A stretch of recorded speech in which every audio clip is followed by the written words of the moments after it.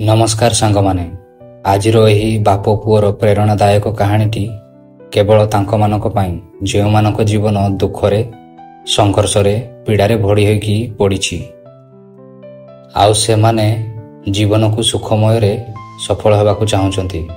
कहानीटी काल्पनिक नुहे तेणु एहाकू ध्यान रे बुझिबाकू चेष्टा करंतु कारण एमिति ही कहानी जीवन परिवर्तन कर दिए।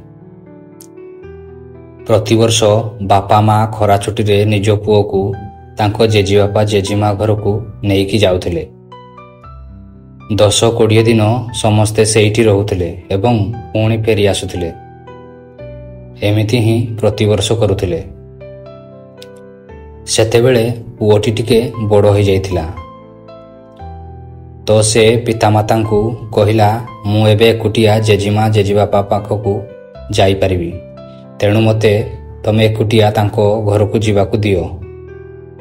किंतु पितामाता प्रथमे राजी हेले नाही। जेबे पुओ जोर देला तो पितामाता सबू सावधान बुझेकी जीवा पाई अनुमति देदेले। जीवार दिन आसीगला। पुओ को छाड़िया पाई बापा माँ स्टेशन गले। ट्रेन रे ताकू ता सीट रे बसई देले एवं बाहर को आसिकी झरकारु ता सहित कथा हेले।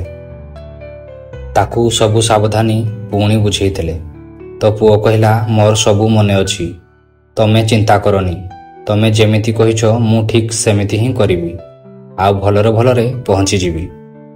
सेतेबेले ट्रेन को सिग्नल मिलिला।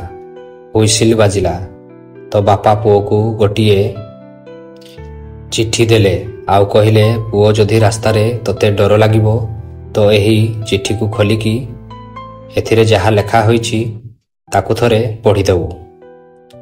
पुओ सही पत्र को निज पॉकेट रे रखीदेला। ट्रेन चलिला तो पितामाता ताकू हाथ हलेकी विदाय देले। एमिति ही ट्रेन चालू थाए। सबू स्टेशन रे नुआ लोक चढ़ुथिले एवं पुराना लोक चली जाउथिले। समस्तंक सहित केही ना केही थिले किंतु एबे पुओ को एकुटियापण लागिबाकू लागिला। ट्रेन रे आगो स्टेशन रु एमिति गोटिए व्यक्ति चढ़िला जिए की देखिबाकू बहुत भयंकर थिला। प्रथम थर बिना पितामाता बिना साहाय्य सहयोग रे यात्रा करुथिला सेही बालकटी। से सेही व्यक्ति को देखिकी डरी जाइथिला। सेतेबेले से आखि को बंद करिकी सोइबा पई चेष्टा करुथिला किंतु सेही व्यक्तिर चेहरा ता आखि सामने घूरिबाकू लागिला। सेतेबेले बालकटी भयभीत हो गला। डरिकी पूरा काकिष्ट हो गला। ठीक सेतिकी बेले बाप देइथिबा चिट्ठी कथा मने पड़ीगला। से पॉकेट रे हाथ मारिकी चिट्ठी को बाहर कला। सेतेबेले भयरे ता हाथ खाली थरुथुला। से सेही पत्र को खोलिला आउ पढ़िला। सेही पत्र रे पिता लिखिथिले जदि तोते भय लागुची तू जमा भय करनी कारण एही ट्रेन रे मु तो पाखवाला कंपार्टमेंट रे बसीछि। चिट्ठी पढ़िकी बालकर मुहरे हस फुटिगला। सेतेबेले मन भितरे थिबा सबु डर कुआडे उड़ीगला। तो सांगमाने जीवन भी एई भली जेबे भगवान आमको ए दुनिया को पठेइथिले सेही समय से आमको गोटिए पत्र देइछंती जेउथिरे लेखा होइछि कि मन दुख केबे करनी मु सबु क्षण सबु समय सबु जगारे तम सहित अछि। पूरा यात्रा तुम सहित ही करुछि। बास केवल तुमे मते स्मरण करुथाओ। सत मनरे मते मने पकाउ थाओ।